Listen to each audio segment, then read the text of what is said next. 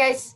So this week you are starting your choice-based artwork. So you're technically starting your first week of TAB, which is teaching artistic behaviors. So part of that is going to be that you get to choose what aspect of art you want to explore. So you have two options, because one's art history and then the other one is choice-based art. But technically, if you think about it, there's really three options in there, because you have your art history, which is what I'm going to talk about here. I had to get my elbows off this table. It keeps shaking.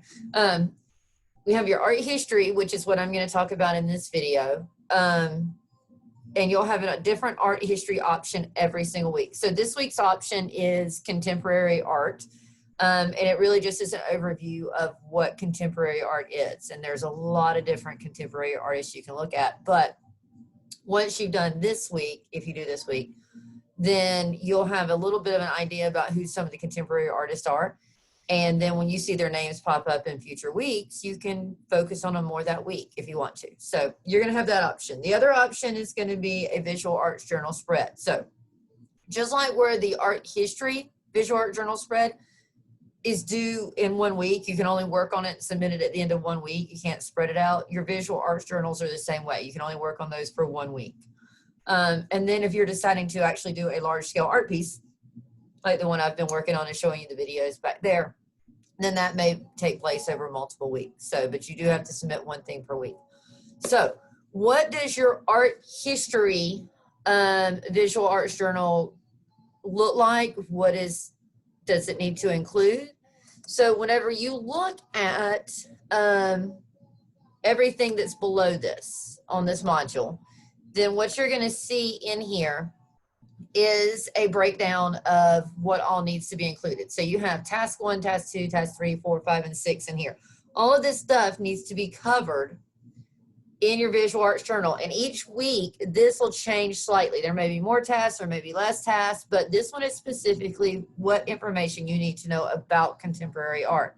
So in order to get that information, you have a video here that you can watch about contemporary art. There's also an article here that you can read about contemporary art. So, and it's not long, but if you watch the video, you take some sketch notes, you read the article, you take some sketch notes from that, then you're going to have all the information that you need to complete your visual art journal spread with.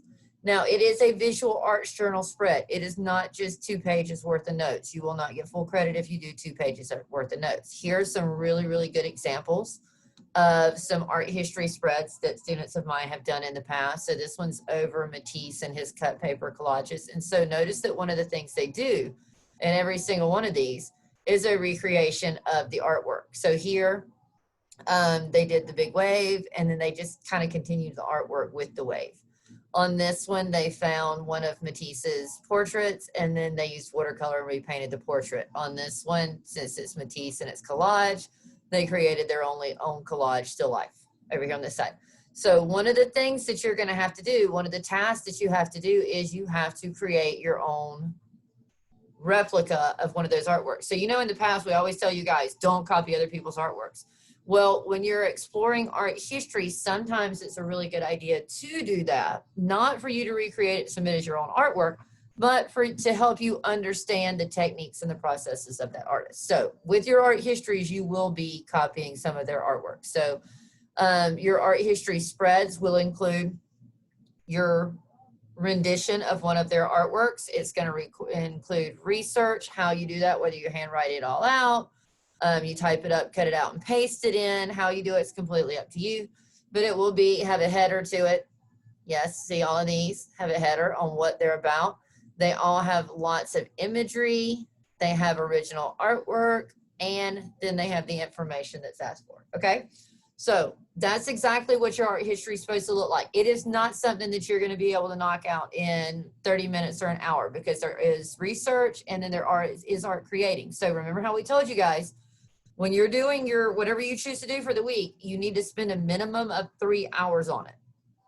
Each one of these shows a minimum of 3 hours worth of work. So this is what we're looking for as far as your art history is concerned. So if you have any questions about what your art history is supposed to look like, what you're supposed to put in it, make sure you're watching all the videos, make sure you're reading all the directions. And if it still doesn't make sense, then you can email either myself or Miss Starlin. And we will try to help you out as best we can. Okay. All right. So if you're doing the art history, have fun. Good luck with it. And let me know if you need anything.